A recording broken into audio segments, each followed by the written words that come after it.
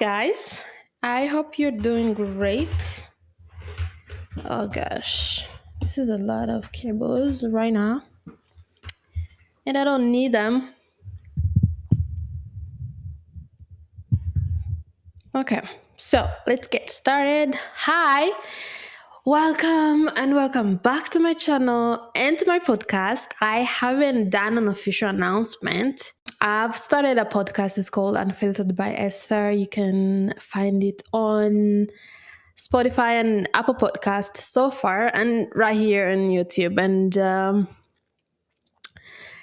that's just why I just said welcome back to my channel and my podcast. Bref, I'm here for a story time.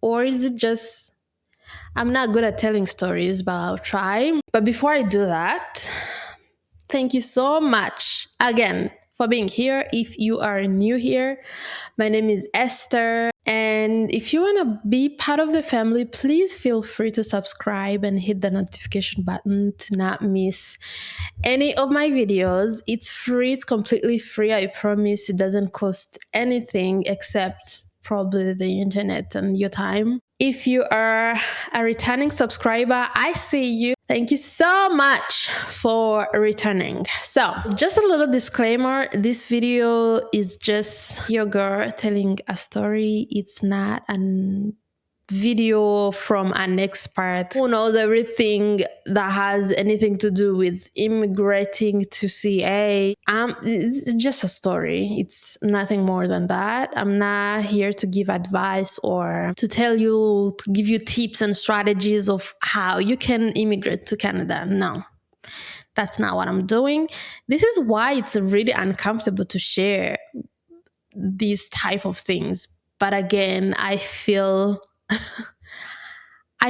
like I can help somebody who needs to hear this. If you think it's important that you listen to this or you hear some of my stories to just help your journey as well, feel free to stay till the end. So, I shared a little bit of my story of how I came to Canada in my, I think, second video on this channel. And it was quite a story and it was different. I think it was like one of the rare stories that are out there to tell. Bref, like I said, in my video, I explained how I came, and I'm gonna continue from there a little bit. I came on a visitor visa, and this is the video that's gonna explain how I got then my PR, the permanent residency, so fast. I got my permanent residency in 8 months, y'all. Close to 9 months. It's not usual, I might say, because when I started the process, me and my husband, when we started the process of applying for the PR, the website said that it's going to take a minimum of, I think, 18 months. Yeah, a minimum of 18 months to get, a response like the PR. We did that in the hopes that my visitor visa doesn't expire or that I can have an opportunity to extend it. But I was lucky to have my visa extended and have enough time to wait for my PR, which came a little bit earlier than expected. And it was a good thing because I really needed it to apply then for my work permit and just start living as a human being living in Canada. There are a lot of, types of visas that can permit you to enter the country. There's the student visas, work permits, the closed and open. There's family reunification programs that also have their own type of visas. There are provincial nominee programs or express entry. There's a lot of ways that you can come to Canada, although I think the country is revising their methods, or they're revising a lot of things when it comes to immigration. And so it kind of blocked everything. But I'm just sharing a story, nothing more. So the process of application, it's not just hitting a button or filling out just some form. There's a lot of forms to fill out. I didn't know that. I don't think my husband knew that as well. Well, he knew because he's been here for a while now, but it was bigger than we thought. There's a lot to be careful about. There's a lot of similarities between a lot of forms that you need to fill out for the PR. And if you make one mistake, then it delays the whole process, because when they say a minimum of 18 months, it includes the date you submit your application. But if your application is denied, that there's a mistake, then it starts all over, and it can take up to 2 years or 3 years if you don't pay attention very well or if you're not careful.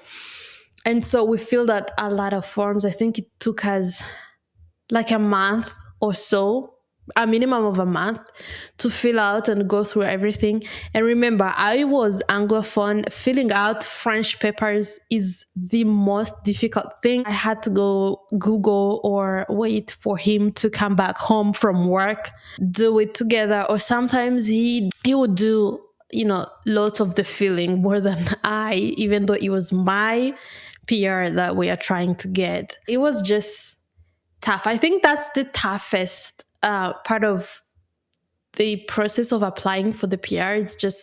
It's filling out forms, as easy as it may sound. Like, it's just filling out forms. It's not that easy, and it takes time. So we took the time to do all that, and all I did was just wait and wait and wait. And on that note, you guys, if you are here and you're trying to get any form of paper or document, be patient and do not do shortcuts. Everything is on the website, the Canadian website. Everything that needs to be done here inside the country or maybe outside, but you want to get in, it's very clear. And if you do one thing wrong, it messes up with the rest of your documents. So be careful on that and just wait. So all I did was just wait. All I could do was just be a good girl and stay home and maybe hang out once in a while, but just wait for the document. Because back then I couldn't do nothing. I couldn't apply for a job because then I would need my peer to apply for the permit. Although that changed, I got lucky. It changed. I was able to apply for a work permit while I was, like a tourist in that sense.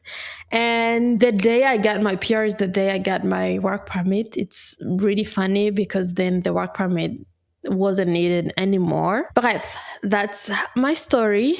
It's pretty short, but that's how I did it. And I want to just leave something out there.